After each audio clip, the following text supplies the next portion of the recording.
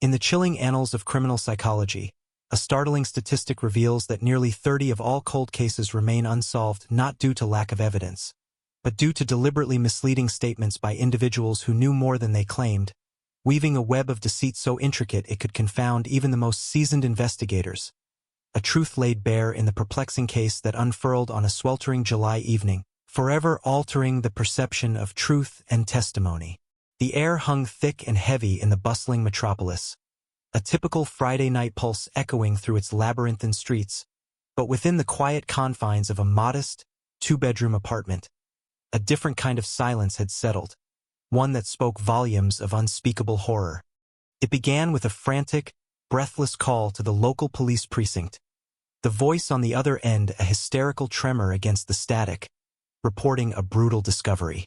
Constable Rohan Sharma, a man whose career had seen its share of human depravity but never quite lost his idealism, was among the first responders.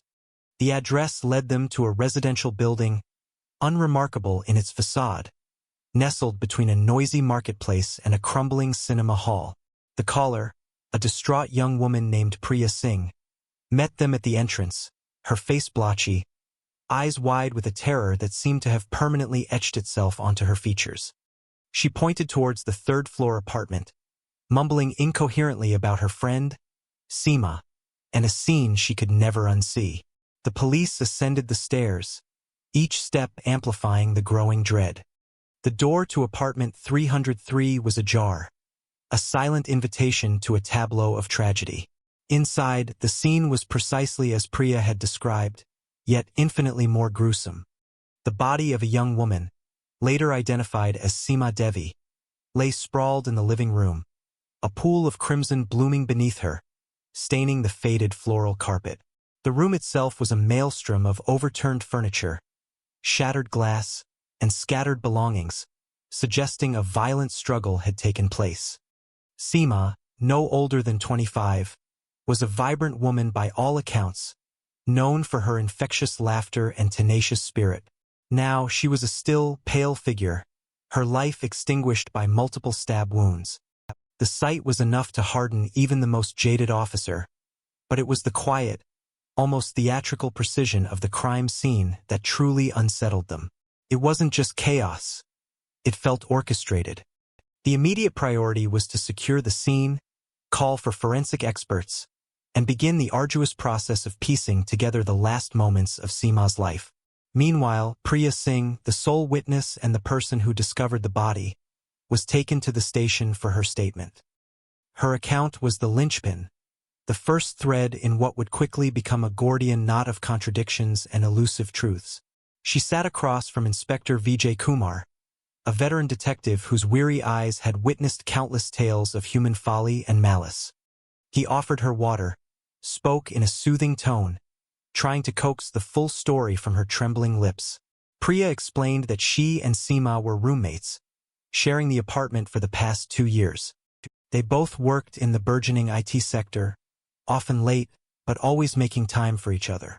That evening, Priya had returned from a late shift, expecting to find Seema asleep or engrossed in a book, as was her habit. But as she unlocked the door, an ominous silence greeted her. The apartment was dark, save for a sliver of moonlight filtering through the window.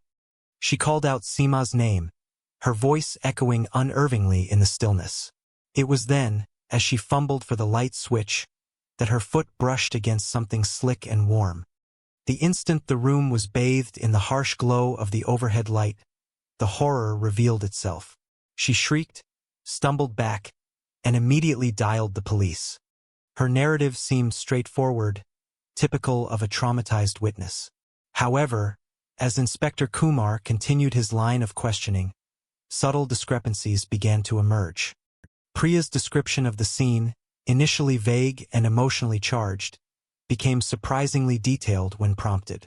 She remembered the specific orientation of a fallen lamp, the precise angle of a chair, even the way Seema's hand was positioned. These were observations often overlooked in the initial shock, remembered only upon deeper reflection. Kumar, with his years of experience, knew that trauma could sometimes sharpen focus, but he also knew that over-recalling details could be a sign of rehearsed testimony. He filed it away, a quiet alarm bell ringing in the back of his mind. Then came the peculiar statement, the one that would haunt the investigation for weeks.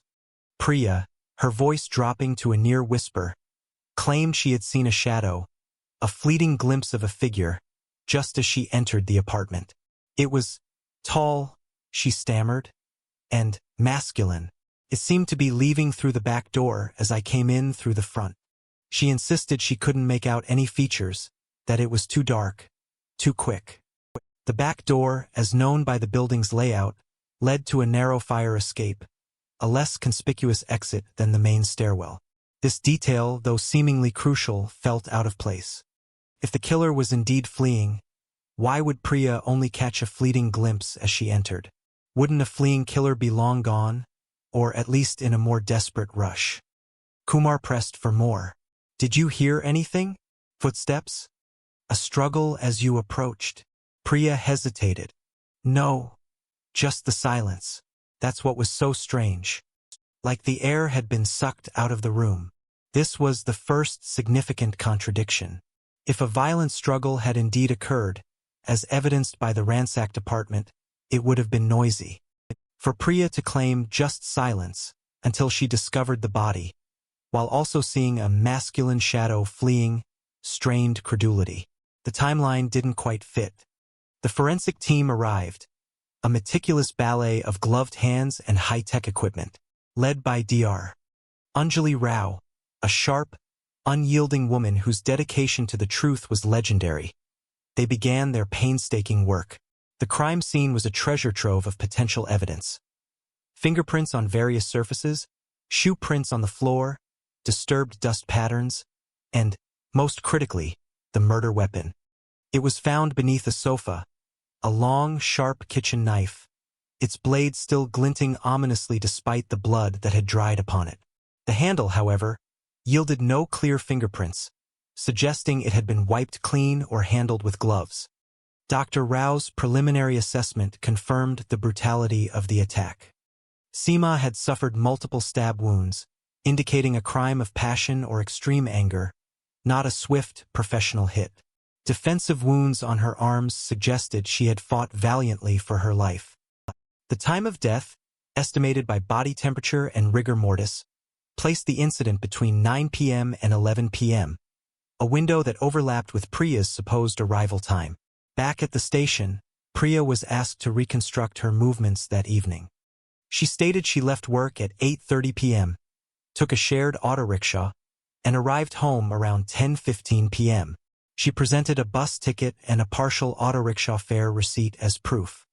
The timeline on its own seemed plausible, but when cross-referenced with the crime scene details, the cracks in her narrative began to widen. Inspector Kumar, a master of nonverbal cues, noticed how Priya averted her gaze whenever asked about the shadowy figure. Her answers, initially fluid, became stilted and rehearsed. He decided to employ a subtle psychological tactic. Priya, he began gently, this is a terrible trauma. Sometimes the mind plays tricks on us. Are you absolutely certain about what you saw? Priya's eyes snapped back to his, a flicker of defiance replacing the fear. I saw what I saw, Inspector. A man, leaving the apartment. Her conviction was almost too strong, too absolute for someone who claimed to have seen so little. The next day, the forensic report started trickling in. No forced entry. The lock on the main door was intact, and there was no damage to the back door or the fire escape ladder. This suggested that Seema had either known her killer or had let them in willingly, or the killer possessed a key. Priya had a key, of course, as a roommate. The absence of forced entry directly contradicted the chaotic state of the apartment. If there was no forced entry, the struggle must have happened after the killer gained access. And if the killer was let in, why the need for a clandestine escape through the back door? Furthermore, no identifiable fingerprints belonging to an unknown assailant were found anywhere within the apartment, save for Seema's own, and a few smudges belonging to Priya. The murder weapon, a standard kitchen knife, was identified as belonging to the apartment set. This raised another red flag. If it was a random intruder, why use a weapon found inside the victim's home? Most intruders carry their own tools. This suggested an intimate knowledge of the apartment and its contents. Dr. Rao, during her detailed examination, discovered minute traces of blood on the underside of Seema's fingernails, a classic sign of defensive struggle. This blood was collected for DNA analysis. But more surprisingly, she also found tiny fibers, almost imperceptible, lodged within the victim's wounds and on her clothing. These fibers were not consistent with Seema's own clothes or the apartment's furnishings. They appeared to be synthetic, possibly from a specific type of fabric or rope. The police revisited Priya. Inspector Kumar decided to be more direct. Priya, the forensic evidence indicates no forced entry. This means Seema either knew her attacker or let them in. It also means the killer likely had a key, or you let them in. Can you think of anyone who would have a key to your apartment besides you and Seema? Priya's face paled. No, Inspector. Just us. And the back door, Kumar continued, watching her closely. It leads to a fire escape. Did you ever use it? Only for emergencies, she mumbled. We never locked it from the inside, so it's easy to push open. Kumar paused, allowing her words to sink in, then delivered the crucial blow. Priya, the forensics team found no shoe prints of an unknown individual matching the tall, masculine description you provided. We also found no evidence of anyone fleeing through the back door, no disturbed dust, no scuff marks on the fire escape ladder. In fact, the dust on the fire escape ladder looks undisturbed for weeks. Priya's eyes widened, a flicker of panic. But I saw him. I really did. Her voice was becoming shrill, losing its earlier composure. The inconsistencies multiplied. The detailed description of the crime scene that Priya had given was now viewed through a different lens. Her vivid recall of overturned furniture and scattered items seemed less like a traumatized witness remembering details, and more like someone recounting a scene they had meticulously observed, perhaps even arranged.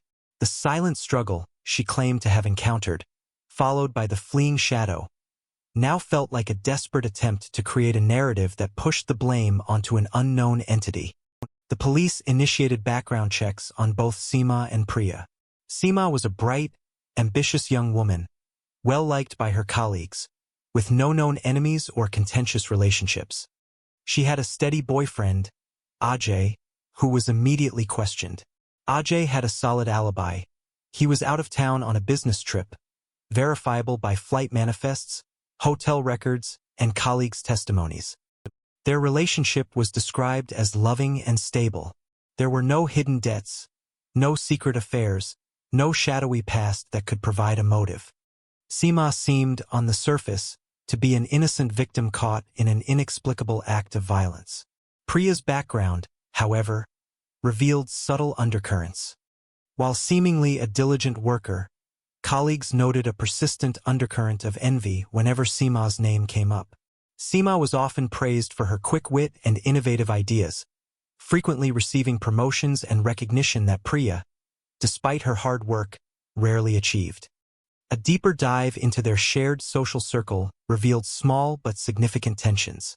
Seema had recently secured a prestigious promotion that Priya had also been vying for, a promotion that would come with a significant salary increase and more responsibility.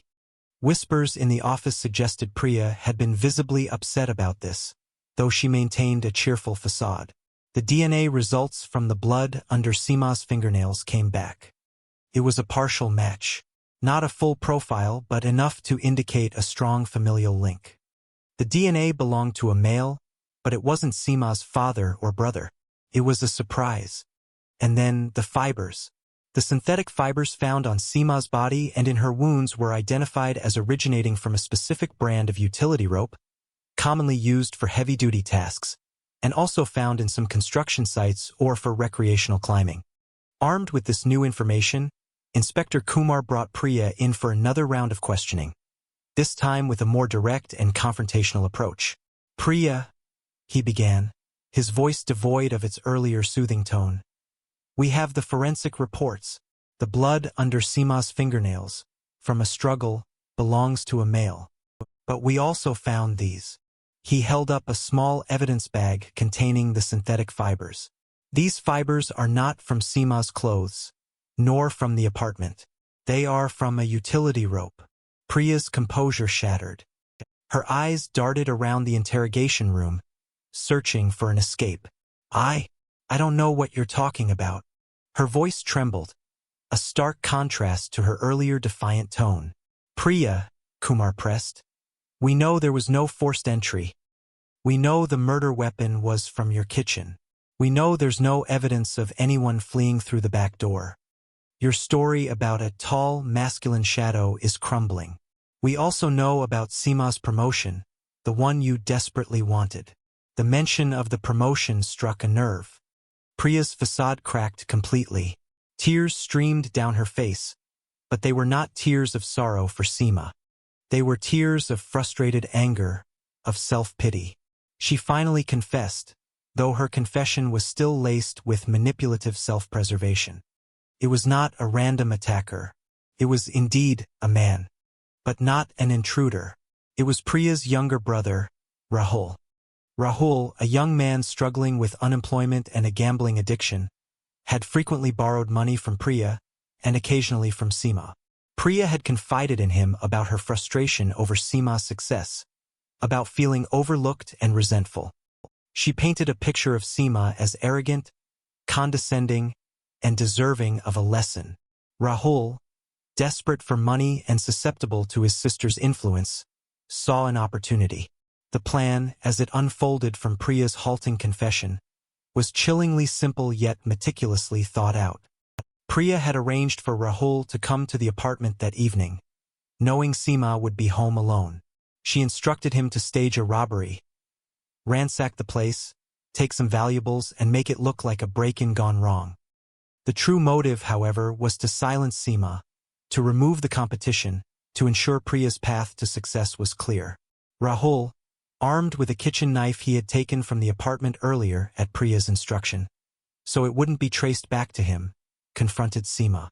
He demanded money, but Seema, realizing the setup and recognizing the knife, fought back fiercely. The struggle escalated. In a fit of panic and rage, Rahul stabbed her multiple times. The silent struggle Priya described was because she wasn't there. It was Rahul recounting the events to her later. The masculine shadow fleeing the apartment? That was Priya's invention, a desperate attempt to divert suspicion. She had arrived after the murder as per her plan. Rahul had already left through the main door, after wiping down the knife and disposing of the gloves he had worn, also provided by Priya. When Priya entered, she found Seema's body, and instead of calling for help immediately, she meticulously staged the scene, overturning furniture, scattering belongings to make it appear like a violent robbery. She even ensured the back door was slightly ajar, just enough to support her fabricated narrative of a killer fleeing through the fire escape. The synthetic fibers found on Seema? Those were from a rope Rahul had been carrying not for the murder, but for his own unrelated side gig, a small-time business assisting with moving and transporting goods, for which he often used sturdy ropes. Unbeknownst to Priya, a piece of this rope had snagged on Seema's clothing during the struggle, leaving behind the incriminating fibers. The partial male DNA under Seema's fingernails belonged to Rahul. The blood, a crucial piece of the puzzle, confirmed his direct involvement. The true chilling aspect of Priya's deception was the cold calculation with which she planned the cover-up. Her ability to feign shock and grief, to present a meticulously crafted false narrative to the police, was a testament to a deeply disturbed mind. Her initial statement, confusing the police with its intricate details and carefully placed red herrings, was a deliberate act to manipulate the investigation away from herself and her brother. She had relied on the assumption that the police would focus solely on the fleeing intruder and not consider the possibility of a staged scene or an inside job. Rahul was apprehended shortly after Priya's confession, found hiding at a relative's house in a neighboring city. He confessed under interrogation, corroborating Priya's story and detailing his sister's manipulative hold over him. He admitted to the murder, expressing remorse but also fear of his sister's wrath. He confirmed that Priya had promised him a substantial sum of money from Seema's life insurance, which Seema had recently updated, naming Priya as a secondary beneficiary if she outlived her family members. This was the ultimate, insidious motive, not just envy, but cold, hard greed. The case of Seema Devi became a stark reminder of how human ambition, when twisted by envy and greed, can lead to unspeakable acts, and how even the most credible-seeming witnesses can weave elaborate tapestries of lies. Priya Singh and Rahul were both charged with murder. The trial was swift, the evidence irrefutable. Priya's initial, mysterious statement that had so confused the police ultimately unraveled not as a genuine account of a traumatic event, but as the first deliberate thread in a calculated web of deceit, designed to misdirect justice and hide a heinous crime born of betrayal and avarice, proving that sometimes the most dangerous lies are those cloaked in the guise of genuine shock and innocent observation. The ensuing trial captivated the nation, a morbid fascination with the sheer audacity of Priya's deception gripping headlines and primetime news slots. Public outcry was immense, fueled by the tragic loss of a vibrant young woman and the chilling betrayal by someone she considered a friend. Inspector Vijay Kumar and Dr. Anjali Rao found themselves lauded for their meticulous work, their quiet perseverance in the face of what appeared, initially, to be a meticulously executed red herring. The prosecution, spearheaded by the formidable public prosecutor Meena Reddy, laid out an airtight case, presenting each piece of forensic evidence with surgical precision, meticulously dismantling Priya's fabricated narrative point by agonizing point. During the proceedings, Priya maintained a fragile composure, often staring blankly ahead, a stark contrast to her earlier histrionics. Rahul, visibly broken and remorseful, provided devastating testimony against his sister, detailing her insidious influence and the calculated nature of their plan. His voice, barely above a whisper, recounted the terror in Seema's eyes, the struggle, and his desperate, fatal actions, all instigated by Priya's relentless pressure and promises. The court heard how Priya had not only orchestrated the murder but had coldly coached Rahul on how to stage the scene, how to wipe down the knife, and how to dispose of his gloves, a testament to her chilling foresight. The revelation that Priya had been named a secondary beneficiary on Seema's life insurance policy, revised just weeks before her death, provided the crucial financial motive, elevating the crime from one of mere envy to premeditated murder driven by avarice. The policy, a substantial sum, would have provided Priya with the means to escape her own financial struggles and secure the future she felt Seema had unjustly monopolized. The impact of this case resonated far beyond the courtroom. It became a benchmark for how law enforcement agencies approached witness testimonies, particularly those that seemed too perfect, too detailed, or contained subtle, seemingly insignificant contradictions. Training modules were updated, emphasizing the psychological analysis of trauma versus practice deceit. The initial alarm bell that rang in Inspector Kumar's mind, the nuanced observation of Priya's over-recalling of details and her aversion of gaze, proved to be instrumental in redirecting the investigation. Forensic techniques also saw renewed emphasis, especially the painstaking collection of microevidence like the synthetic fibers, which in this case proved to be the silent, irrefutable witnesses that spoke volumes. Ultimately, both Priya Singh and Rahul were found guilty. Priya received a life sentence without the possibility of parole, the judge citing the egregious nature of her premeditation, manipulation, and the cold-blooded betrayal of her friend. Rahul, due to his cooperation, his visible remorse, and the acknowledged influence of his sister, received a lesser, though still substantial, sentence, ensuring he would spend many decades behind bars. The verdict brought a semblance of closure to Seema's grieving family, though the wound of her loss would undoubtedly remain. Her parents, stoic throughout the trial, expressed their gratitude to the police and forensic teams, their only comfort being that their daughter's killers would face justice. But the story of Seema Devi's murder didn't merely conclude with a judicial outcome. It sparked deeper conversations within society about the insidious nature of hidden resentments and the destructive power of ambition untethered from ethics.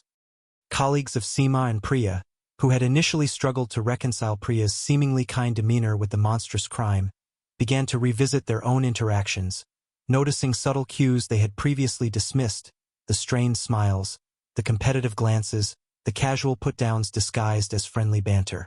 It exposed the often invisible battles waged beneath the veneer of professional camaraderie, where success could breed not inspiration, but bitter jealousy. The apartment itself, once a home filled with the promise of two young lives, stood silent, a chilling monument to the tragedy that unfolded within its walls. The landlord found it impossible to rent, the lingering shadow of murder permeating its atmosphere, a stark reminder of the dark currents that ran through human nature. Eventually, it was sold at a reduced price, forever marked by its tragic history. The fire escape, which Priya had so deliberately incorporated into her fictional narrative, remained undisturbed, its rusted ladder a testament to her fabricated escape route, a lie etched into the very fabric of the building. Years passed, but the name Seema Devi continued to echo in the halls of the city's police academy, a case study in deceptive testimony and forensic triumph. Her vibrant photograph, once adorning the desk of Inspector Kumar, served as a constant reminder of the lives irrevocably altered by one act of calculated malice. The legacy of her murder wasn't just in the convictions, but in the sharpened instincts of investigators, the refined methodologies of forensic science, and a collective understanding that appearances can be profoundly deceiving. Priya Singh, from within the cold confines of her prison cell, became an enduring symbol of how a seemingly innocuous individual could harbor a heart of unfathomable darkness, capable of crafting an elaborate web of deceit that nearly snared justice itself. Her story, intertwined with Seema's tragic end, served as a chilling, timeless cautionary tale. That even in the most mundane settings, the seeds of betrayal can be sown, watered by envy, and nurtured by greed, culminating in a harvest of irreversible sorrow and a brutal, undeniable truth that no amount of practiced lies could ever fully conceal. The quiet horror of that July evening, the intricate choreography of a staged scene, and the eventual unraveling of a meticulously woven tapestry of falsehoods, etched themselves into the collective memory, a permanent scar on the psyche of a city that had once believed it knew its own. The quiet horror of that July evening, the intricate choreography of a staged scene, and the eventual unraveling of a meticulously woven tapestry of falsehoods, etched themselves into the collective memory, permanent scar on the psyche of a city that had once believed it knew its own. Yet, as the headlines faded and the trial transcripts were filed away, the echoes of Seema Devi's case continued to reverberate through the lives of those touched by its tragedy, creating ripple effects that stretched far beyond the confines of the courtroom and into the quieter, more intimate spaces of individual reflection and societal introspection. For Inspector Vijay Kumar, the resolution of Seema's murder was a professional triumph, a testament to his seasoned intuition and the diligent work of his team. But it was also a deeply personal burden. He found himself revisiting the initial interrogation with Priya Singh, replaying her carefully constructed narrative, the subtle tells he had picked up on, the almost imperceptible shifts in her demeanor. The experience had sharpened his senses, but it had also left a residual unease. How many times had he or others been swayed by such convincing performances? How many cold cases held similar untold stories, victims of a perpetrator's theatrical deception rather than a genuine lack of clues?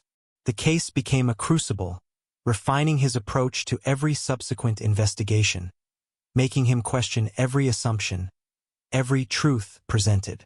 He started spending more time in the psychological profiling unit, delving into the intricacies of deceptive behavior, driven by a quiet determination to never again let such calculated malice slip through the cracks. The weight of Seema's premature end, the vibrant life extinguished by such base motives, often settled upon him during long, solitary evenings, a melancholic reminder of the darkness that could reside within seemingly ordinary individuals. Dr. Anjali Rao, too, carried the indelible mark of the Devi case. Her forensic lab, already a bastion of meticulous science, became even more rigorous.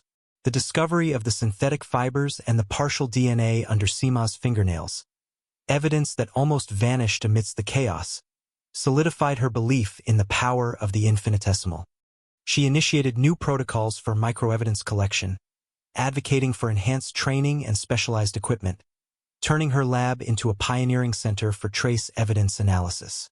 The case transformed her into a national voice for forensic reform, pushing for greater funding and more interagency collaboration. She saw Seema's murder not just as a crime against an individual, but as a challenge to the very methodologies of justice, a challenge her team had risen to meet, but which highlighted areas for immense improvement. The image of those tiny fibers, almost invisible to the naked eye, holding such immense power to unravel a meticulously crafted lie, became a powerful symbol for her and her colleagues, a testament to the fact that even the smallest truth could pierce the grandest deception. The families of all involved found their lives irrevocably altered. Seema's parents, once vibrant and optimistic, carried a quiet grief that time could never fully heal. They channeled their sorrow into advocacy, establishing a foundation in Seema's name, dedicated to supporting victims of violent crime and raising awareness about the psychological complexities of domestic and intimate partner violence, themes that, in their daughter's case, had taken a uniquely insidious turn. They found a strange solace in ensuring that Seema's memory was not just that of a victim, but of a catalyst for change, a force that prompted necessary, albeit painful, conversations. They struggled to reconcile the image of Priya, their daughter's roommate and friend, with the monstrous architect of her death, a betrayal that felt almost as brutal as the act of murder itself. The very concept of friendship, trust, and even simple human decency had been shattered for them. Ajay, Seema's boyfriend, found himself adrift in a sea of despair. The promising future they had planned together dissolved into a bitter memory. He wrestled with guilt, questioning if there was anything he could have done, any sign he had missed. He eventually moved away from the city, seeking to escape the constant reminders, the ghosts of what might have been. Yet, he too found a quiet resolve to live a life that would honor Seema's bright spirit, becoming more compassionate, more attuned to the nuances of human interaction, forever cautious of the hidden depths of individuals. He never married, the memory of Seema remaining a tender, irreplaceable wound. Rahul, incarcerated and facing a lifetime behind bars, embarked on a harrowing journey of self-reflection. Stripped of his sister's manipulative influence, he confronted the enormity of his actions. His remorse was genuine, profound. He became an unexpected resource for prison psychologists, offering insights into the dynamics of coercive control and the vulnerability of individuals struggling with addiction to exploitation. His testimony had been crucial, but the shadow of his complicity would forever darken his soul. He dedicated himself to personal growth, seeking redemption in the only way available to him, by understanding and articulating the mechanisms that led to his fatal decision, hoping, perhaps futilely, that his story could prevent another tragedy. He wrote letters to Seema's parents from prison, letters of deep regret and apology, though he never expected, nor received, a reply. Priya Singh, however, remained an enigma. Within the prison walls, her demeanor shifted. The initial theatricality gave way to a cold, calculated silence. She rarely spoke, observed everything, and continued to project an air of victimhood, albeit a silent one. Psychologists who attempted to delve into her psyche found a complex tapestry of deeply ingrained narcissism, a profound lack of empathy, and an almost clinical detachment from her actions. Her ambition, once outwardly expressed through professional rivalry, curdled into a quiet, simmering resentment of her fate. She wrote no letters, sought no absolution. Her conviction was absolute. She had been wronged, misunderstood, and unfairly punished. She became a cautionary tale among prison staff, a chilling example of unrepentant malevolence, a woman who truly believed herself to be the aggrieved party, even after orchestrating a murder.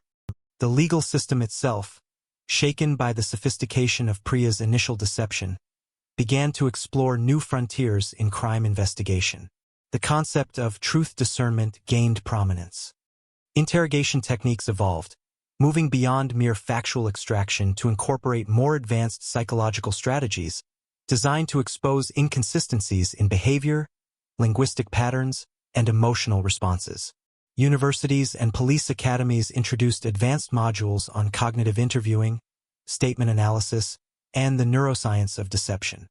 The Devi case, in its horrifying detail, became a textbook example of why critical thinking and multidisciplinary approaches were essential, especially when confronted with a seemingly flawless narrative. The media, initially focused on the sensational aspects of the trial, later delved into deeper analyses, producing documentaries and investigative reports that explored the systemic issues highlighted by the case. The pressures of corporate ambition, the silent battles of envy and insecurity, the often unseen vulnerabilities of individuals struggling with addiction, and the insidious power of manipulation within interpersonal relationships. The story transcended mere true crime. It became a sociological examination of the human condition, revealing uncomfortable truths about the dark side of ambition and the ease with which trust can be weaponized. The apartment building where Seema Devi lost her life stood as a silent witness. Its communal spirit, once vibrant with the comings and goings of residents, dimmed. Neighbors became warier, more guarded. The laughter in the hallways seemed less frequent, replaced by an underlying hum of suspicion. Though the apartment itself was eventually occupied by new tenants, unaware of its grim history, the memory of the murder lingered in the minds of the long-term residents, a chilling reminder that evil could reside next door, cloaked in the guise of familiarity.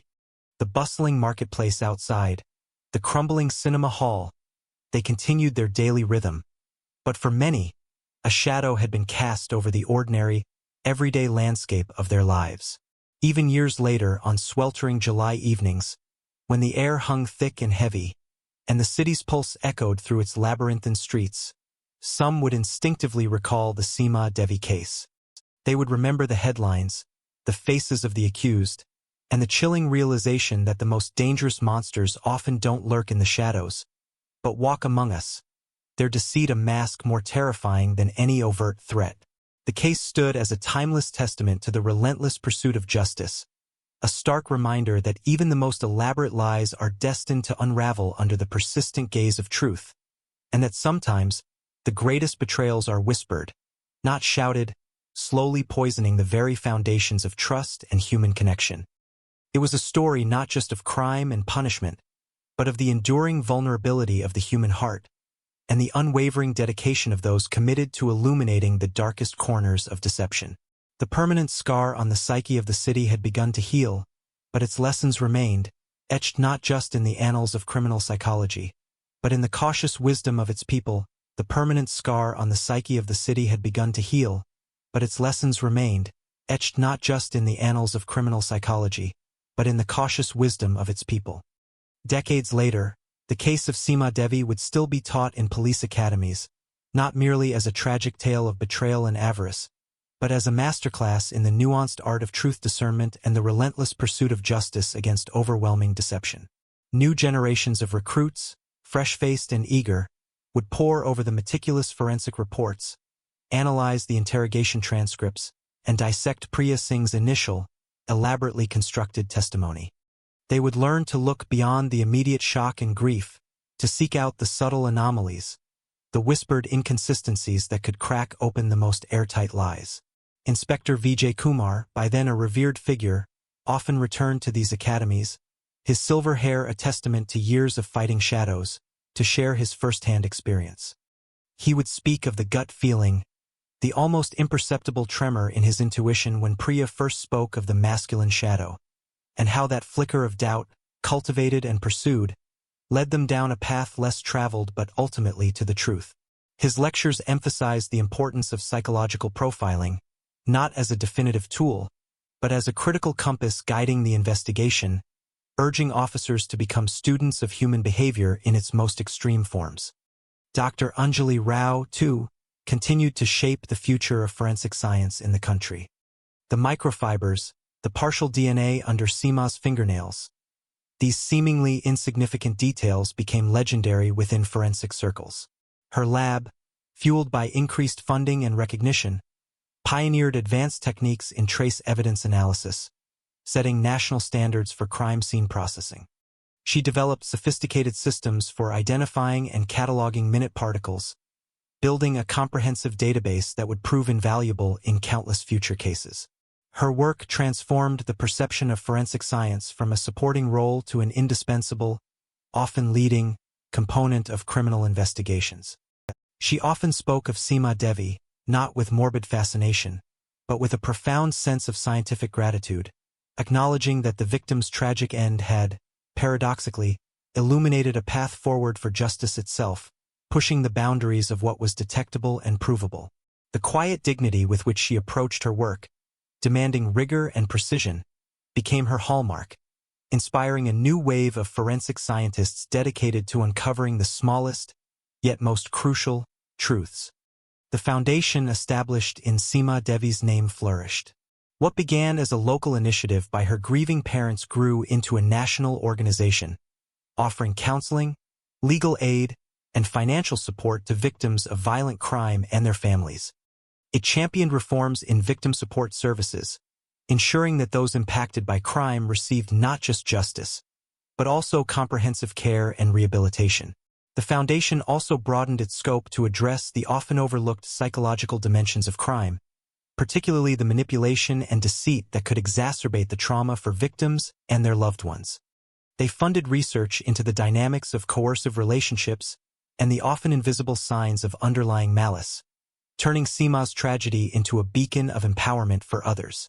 Her parents, though aged, remained active, their quiet resilience a testament to their daughter's enduring spirit, ensuring her name was synonymous not just with loss, but with profound, meaningful change.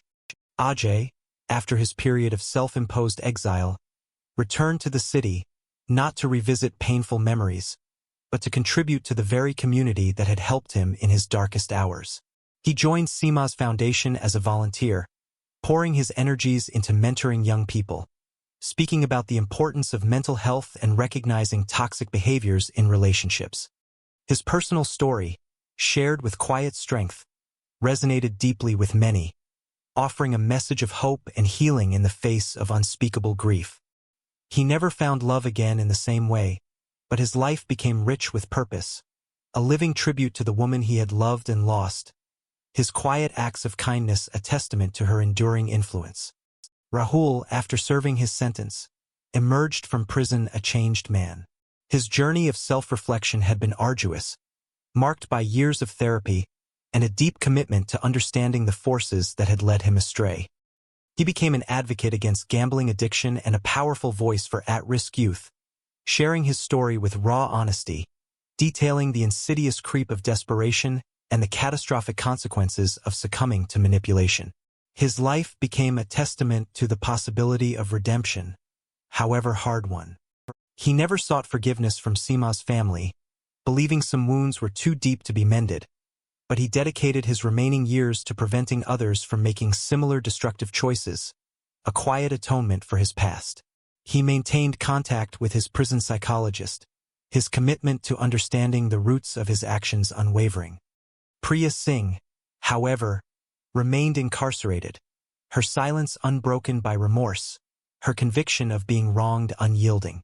She became a case study in unrepentant psychopathy for psychology students, her carefully constructed persona crumbling only to reveal a core of impenetrable self-justification. She served as a chilling reminder that some individuals, despite overwhelming evidence and the suffering they cause, can remain utterly devoid of empathy, their inner world a fortress built on delusion. Her legacy was not one of change or redemption, but of a chilling cautionary tale about the darkest extremes of human nature, a permanent stain on the otherwise bright tapestry of human connection. Her unwavering self-belief, even in the stark reality of a prison cell, underscored the profound challenge of understanding and confronting such deep-seated malice. The apartment building, too, shed its grim notoriety over time. The original tenants moved on, replaced by new families who, unburdened by its history, filled its rooms with new laughter and life. The fire escape, once a silent player in a fabricated escape, was eventually refurbished, its rust removed, its function restored, oblivious to the fictional narrative once woven around it. Yet, the memory of Seema Devi, the vibrant young woman whose life was so cruelly cut short, never entirely faded from the collective consciousness of the city.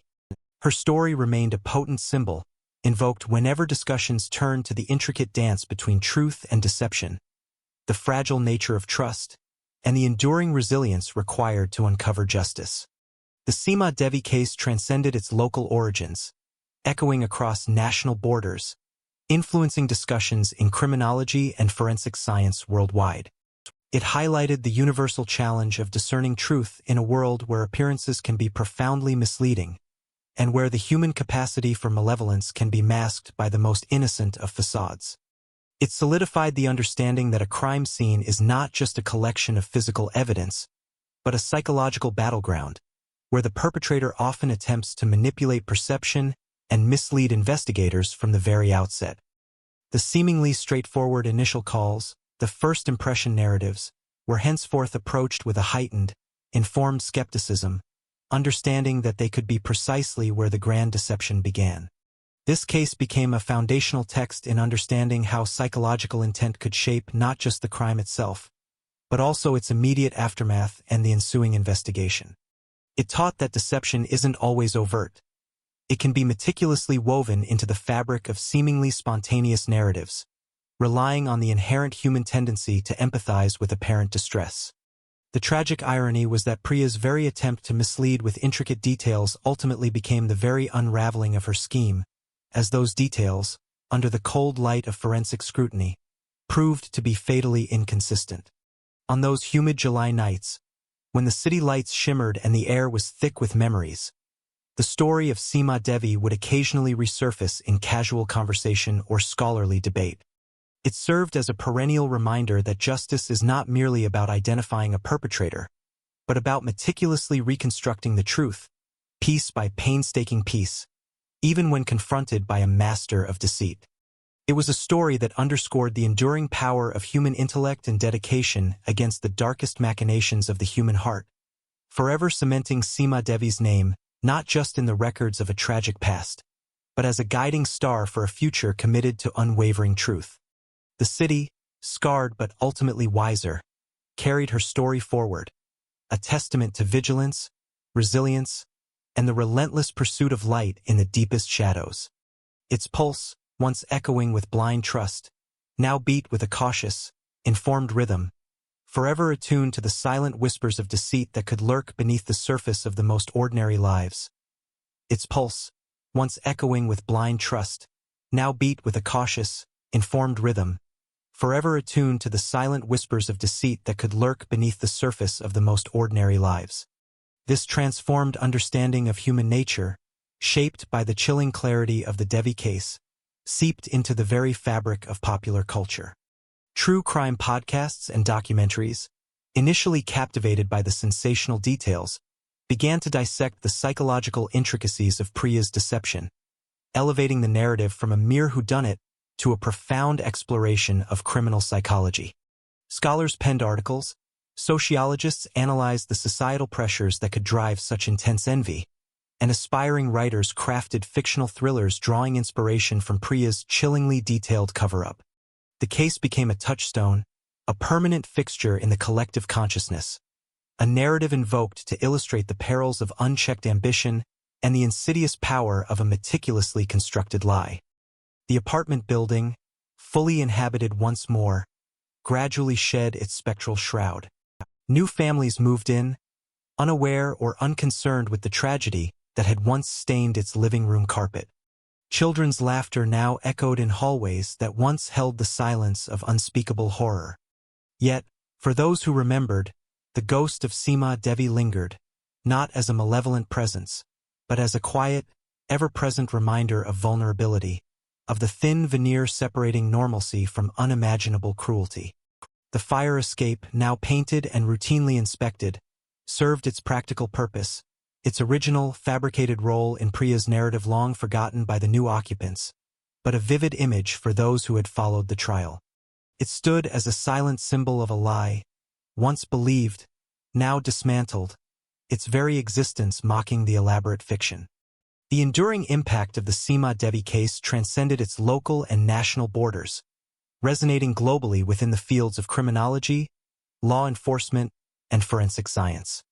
International conferences featured presentations analyzing the case, dissecting Priya's psychopathy, and discussing the innovative investigative techniques employed. It spurred a global dialogue on the universal challenge of discerning truth in a world where appearances can be profoundly misleading, and where the human capacity for malevolence can be masked by the most innocent of facades. Experts highlighted how the case underscored that a crime scene is not just a collection of physical evidence, but a psychological battleground, where the perpetrator often attempts to manipulate perception and mislead investigators from the very outset. The seemingly straightforward initial calls, the first impression narratives, were henceforth approached with a heightened, informed skepticism, understanding that they could be precisely where the grand deception began. This case became a foundational text in understanding how psychological intent could shape not just the crime itself, but also its immediate aftermath and the ensuing investigation. It taught that deception isn't always overt. It can be meticulously woven into the fabric of seemingly spontaneous narratives, relying on the inherent human tendency to empathize with apparent distress. The tragic irony was that Priya's very attempt to mislead with intricate details ultimately became the very unraveling of her scheme, as those details, under the cold light of forensic scrutiny, proved to be fatally inconsistent. The case served as a poignant lesson in the intricate dance between human fallibility and scientific precision, proving that even the most cunning mind cannot outwit the cold, hard logic of empirical evidence. It emphasized the power of collaboration between different investigative disciplines, where the psychological insights of a detective harmonized with the precise analysis of a forensic scientist, forming an unbreakable chain of evidence that even Priya's elaborate lies could not sever. On those humid July nights, when the city lights shimmered and the air was thick with memories, the story of Seema Devi would occasionally resurface in casual conversation or scholarly debate, a chilling urban legend rooted in verifiable fact. It served as a perennial reminder that justice is not merely about identifying a perpetrator, but about meticulously reconstructing the truth, piece by painstaking piece, even when confronted by a master of deceit. It was a story that underscored the enduring power of human intellect and dedication against the darkest machinations of the human heart, forever cementing Seema Devi's name not just in the records of a tragic past, but as a guiding star for a future committed to unwavering truth. The city, scarred but ultimately wiser, carried her story forward, a testament to vigilance, resilience, and the relentless pursuit of light in the deepest shadows. The intricate web of lies spun by Priya Singh, a chilling testament to human depravity, ultimately failed, leaving behind not just the memory of a lost life, but an enduring legacy of sharpened intuition, scientific advancement, and a profound, collective understanding that the truth, no matter how deeply buried, will always eventually find its way to the surface. It was a victory for justice, born from tragedy, that redefined the very landscape of crime investigation, ensuring that future victims, unlike Seema Devi, might have a better chance at seeing their untold stories brought into the light.